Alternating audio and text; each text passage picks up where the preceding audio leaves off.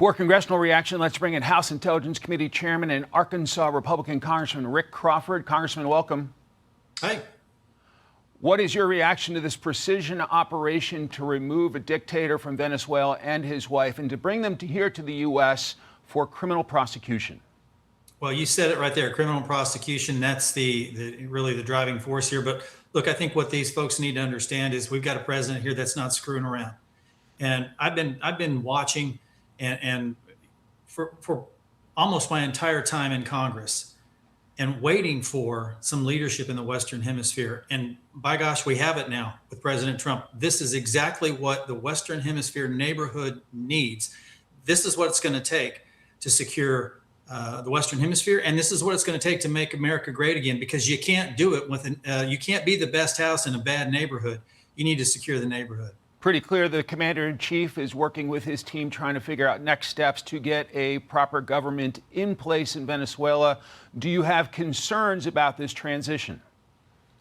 Well, I think that's just it. It is a transition. We're going to have to wait and see what happens here. But in the immediate aftermath, I think there are a lot of things that are being considered. But, you know, nobody's talked to the Venezuelans about this. And what we have seen is in South Florida, where we're seeing Venezuelan expats who are celebrating this. And that is good news. If that is reflective of, the sentiment in Venezuela, then that's good. And we would probably be in a good position to be able to facilitate a peaceful transition here and put a genuinely, rightfully elected individual to lead the country of Venezuela. And what we know about Venezuela is it's one of the most mineral-rich countries on the planet, and it has devolved into essentially, political thunderdome.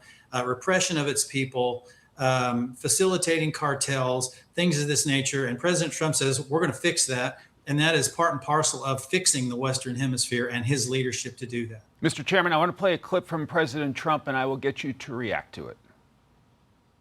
We're going to run the country until such time as we can do a safe, proper, and judicious transition. So we don't want to be involved with having somebody else get in, and we have the same situation that we had for the last long period of years. So we are going to run the country until such time as we can do a safe, proper, and judicious transition. When you get briefed by Trump administration officials, presumably in the coming days, will that be among the questions in terms of how do you do the transition, and is there a timeline for that transition? Safe, proper, and judicious. And I think those are the key words there. And I think it's important to note that if we just do a smash and grab and leave, we haven't done anything to help the Venezuelan people.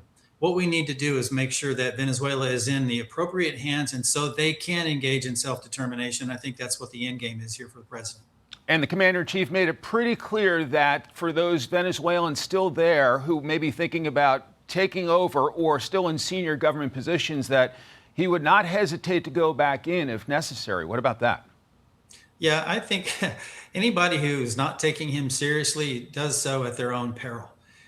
He means what he says what he means, and I think that has been displayed here in this particular instance, and we've seen it elsewhere around the world, but in this particular instance, I think he gave Maduro every opportunity to do the right thing. Maduro chose the hard way out, and he got it. Mr. Chairman, obviously you have an intelligence portfolio. What about the careful cooperation between intelligence professionals on the ground and our special ops going in and doing this precision mission with barely a scratch coming out? Yeah, I think what that is a testament to the professionalism of these individuals. This was a DOJ operation as we are basically serving a warrant, taking an individual into custody, a fugitive from law. There was a sealed indictment against Maduro's wife that most American people didn't realize. So she's also in custody. So hats off to everybody involved, from our federal law enforcement to our military, to our intelligence community that helped provide the accurate picture of when and where this strike could be executed. It was done with great precision and reflects great credit upon them and the individuals and the agencies that they work for. Do you believe the American people will be supportive of this operation, particularly as this case against Maduro and his wife plays out in federal court in New York City?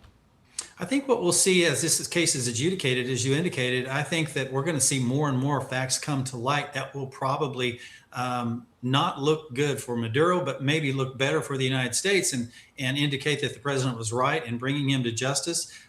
He has provided a safe operating space for cartels that have really been responsible for hundreds of thousands of deaths in the United States over a period of years. And so I think the action was appropriate. And I think what's coming is probably good for the Venezuelan people. I think they want to see liberty and self-determination in what once was a great country and can be again. 15 seconds. Is America safer today, sir? Absolutely it is. And I tell you, America is safer today because we have a president that cares enough to engage in these kinds of operations to protect the American people and our neighborhood. Chairman Rick Crawford, grateful for you coming on today. Thank you so much, sir. Yes, sir. Hey, Sean Hannity here. Hey, click here to subscribe to Fox News YouTube page and catch our hottest interviews and most compelling analysis. You will not get it anywhere else.